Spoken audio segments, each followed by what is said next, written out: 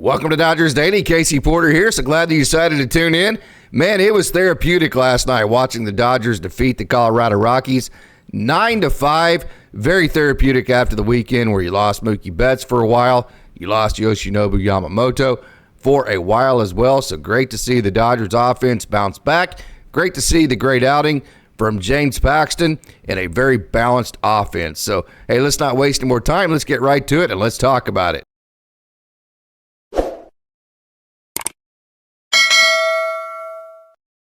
So the Dodgers pounded out 14 hits, 9 RBIs, 8 strikeouts, and 8 walks. This is a team, whenever they walk as much as they strike out, that's any team really, but especially a team like the Dodgers that slug like they do. The Dodgers are a very good slugging team. When the strikeout numbers are anywhere as close to the walk numbers, that's always going to be a sign of a really, really good night for your offense, and it definitely was. Couple of things that I really liked. There was a lot more than a couple of things that were fun and very good to see from the Dodgers offense is that they scored first. They scored in the first inning, and then what I really like is after the Dodgers scored in the first inning and the Rockies answered in the bottom of the first, the Dodgers answered back. I talk about all the time a couple of big factors to winning. One is get the lead. If you're the team that gets the lead, it makes playing any sport, but especially the game of baseball, that much easier. When your pitcher gets to go to the mound already having the lead, it's comforting. And just for some reason, when teams get a lead, it leads to winning a lot more than when they don't. So you got the lead, and then also after the Rockies scored in the bottom of the first, the offense answered. So getting the lead and then also answering the other team when they score, those are two big factors to winning games. And then another huge factor, scoring late. The Dodgers scored 2 runs in the last 3 innings. So they scored early, they scored late, and then they answered. And then obviously they were very consistent. They were up and down the lineup. Everybody in the lineup except for Andy Pages had a hit last night. And so it was a very balanced offense. 7 different guys had RBIs. 6 different guys scored a run. No home runs, but again, 6 extra base hits. So it doesn't take home runs always to win. Whenever the Dodgers do hit quite a few home runs, we know, I was talking about this with Austin Brubaker on the show the other day, we know that they're going to win those games, but how are they going to win the other games? And so last night was a good indication of that. Before I go on, wanted to remind you that our Down on the Farm segment is going to be strictly, and there was no minor league action last night, so we wanted to do an entire segment on Michael Peterson, the young man who was born in Great Britain, moved to the States when he was 1 year old, getting called up to the major leagues. He's headed to the show for the first time in his career. What a grind it's been to him. So make sure and stick around. We have a segment on Michael Peterson coming up for our Down on the Farm segment after we talk about the Dodgers' big win last night. So only 3 for 15 with runners in scoring position, but in the recent past, we've been talking about it, only 3 opportunities the entire game. I've mentioned several different times, started talking about this last year. It felt like for the pitchers, the magic number was go at least 6 innings. This year, starting that with YoshinobuYamamoto, it seems like when Dodgers pitchers throw their fastball for a strike right around 60% of the time, which James Paxton did last night at 58%. That seems to be a magic number as far as landing their fastball for a strike, because that means that they're not throwing so many strikes that they're not working the periphery, but they're throwing enough still to be effective. So it just seems like to me that number of 15 opportunities with runners in scoring position seems to be a big number.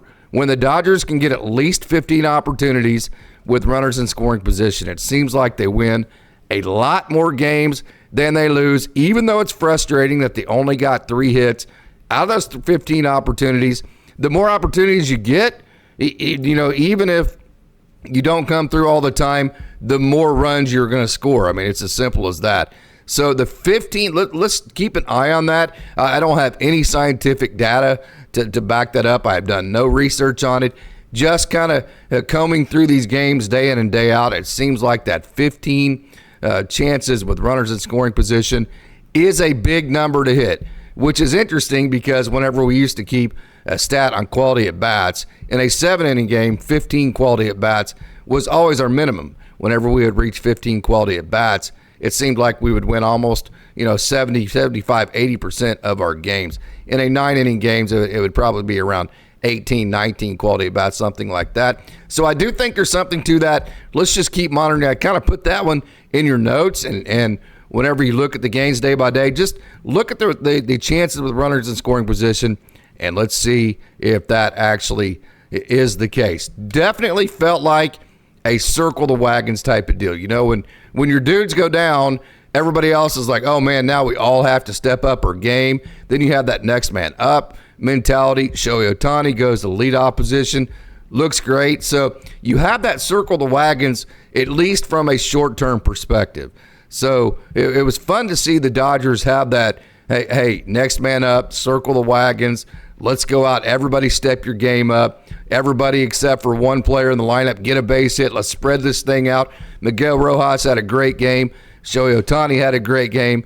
Great to see the circle the wagon deal at Colorado. We'll see how long. Usually that circle the wagon deal does have a time limit or a term limit, if you will. We'll see how long the Dodgers can play that circle the wagon type of mentality. But I will say this, even without MookieBetts in your everyday lineup, you still have possibly 3 Hall of Famers at the top of it with Will Smith, with ShoheiOhtani. I think 2 definite surefire Hall of Famers.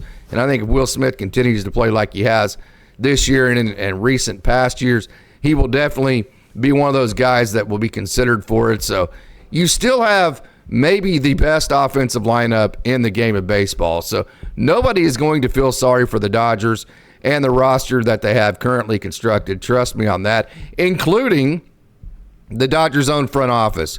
The fans shouldn't feel sorry for them, including the players in the clubhouse. Nobody's going to feel sorry for themselves in that clubhouse. What they're going to do is realize that, hey, Miguel Rojas is a really good player. ShoheiOhtani is maybe the greatest player of our generation. Freddie Freeman, one of the greatest hitters of our generation. Will Smith, greatest catcher in the game of baseball. You still have Tyler Glass now. You still have James Paxton, who threw really, really well last night. Gavin Stone, Bobby Miller is going to make his major league debut. You still have, kind of like the bullpen. This kind of reminds you of the way the bullpen's done. There's been some injuries to that bullpen, but at the same time, they've figured out how to have a next man up mentality to it and have had one of the best bullpens in the game of baseball. So the roster is still very, very, very good. It's still a roster that should win the vast majority of its games until MookieBetts here, probably in 6 to 8 weeks, something like that.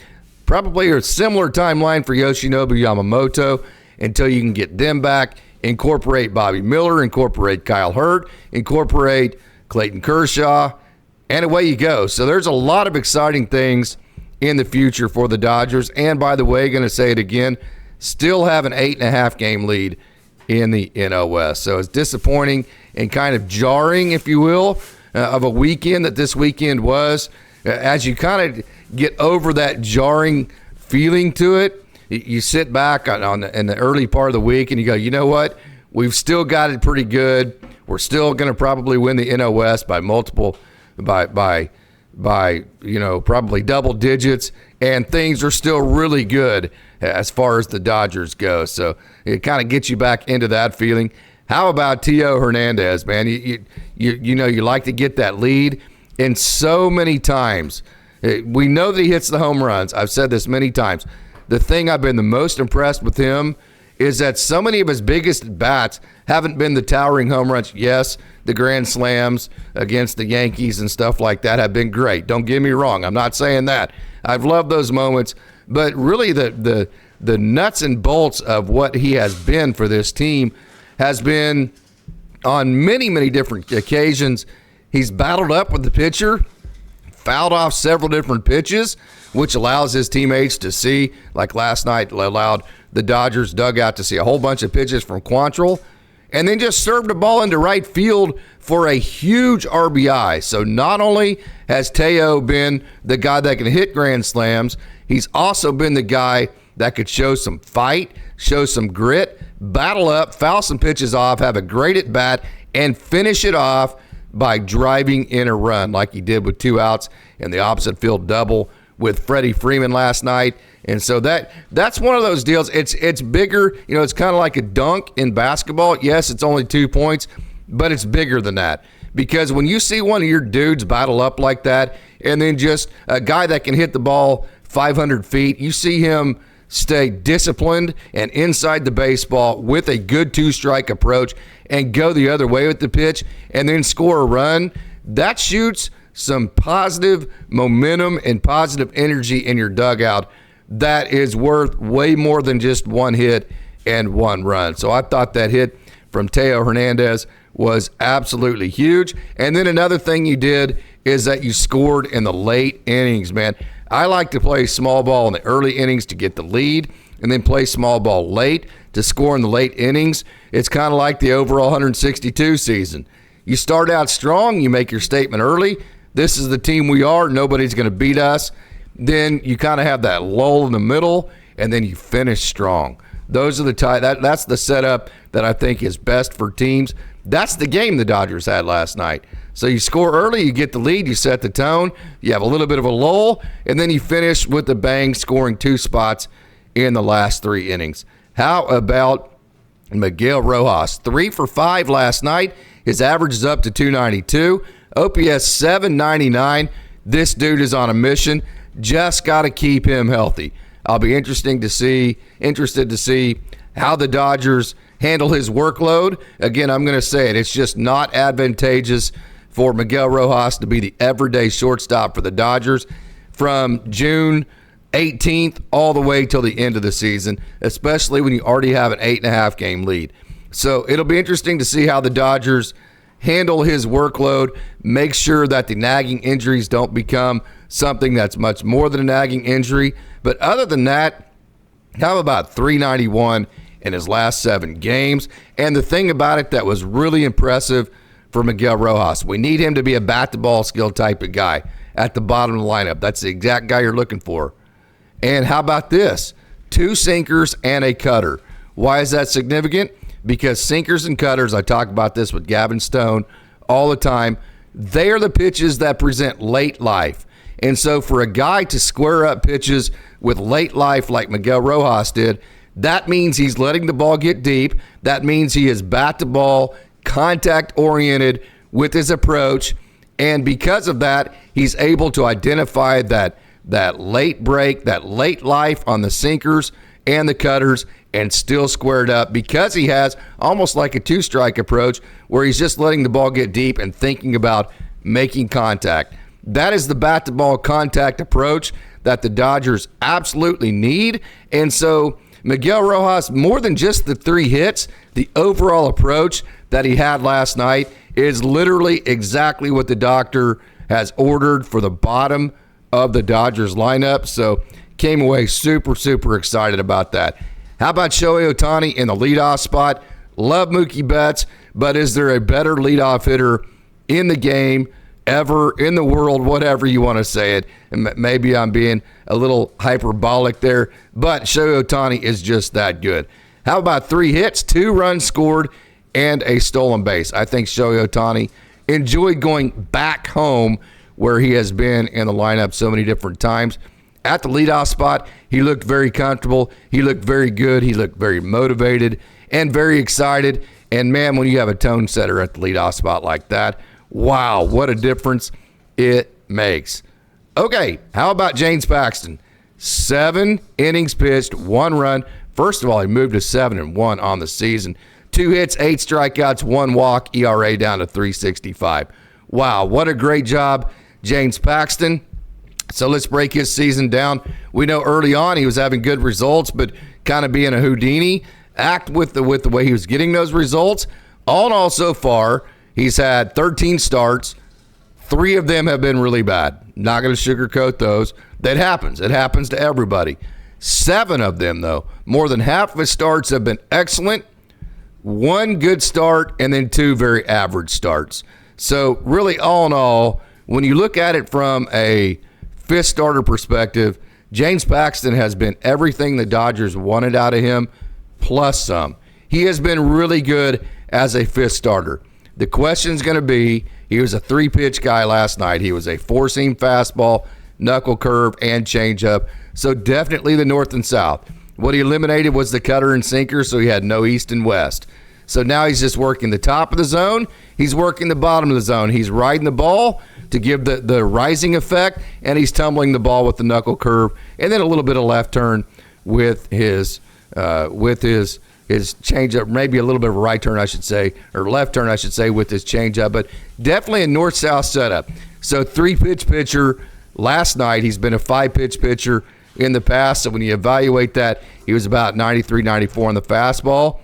Is that a starter that could go 5, 6, 7 innings in a playoff scenario? I think at the very least, that is a guy that could be a multiple inning pitcher, whether it be in an open, whether it be in a multi-inning relief setting, even in high leverage situations. The 3 pitches that he throws, he landed them right at 58% to strike the fastball, I should say. When he's doing that, then his knuckle curve, he threw 29 knuckle curves last night. He landed his knuckle curve in the zone over 50%, and it had almost 4 feet at break.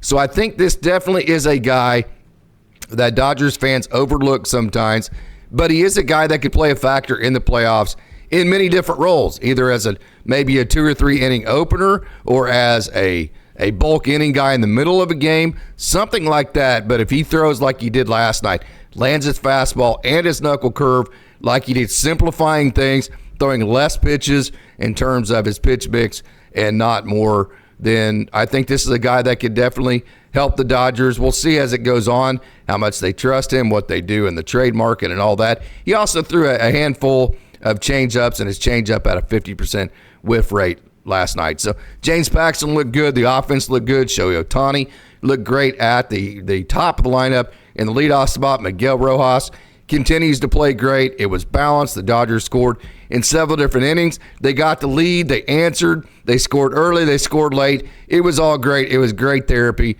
after the weekend of just havoc that we as the Dodgers had and we as fans felt. So, hey, that's our segment on the Dodgers. Just want to remind you on our Down to the Farm segment, we are going to dedicate the entire thing to Big Michael Peterson, who just got called up to the Dodgers. Hopefully he gets to throw tonight, so make sure and stick around for that. So, hey, let's not waste more time. Let's get right to it, and let's take a trip down the farm, and let's talk about Big Mike.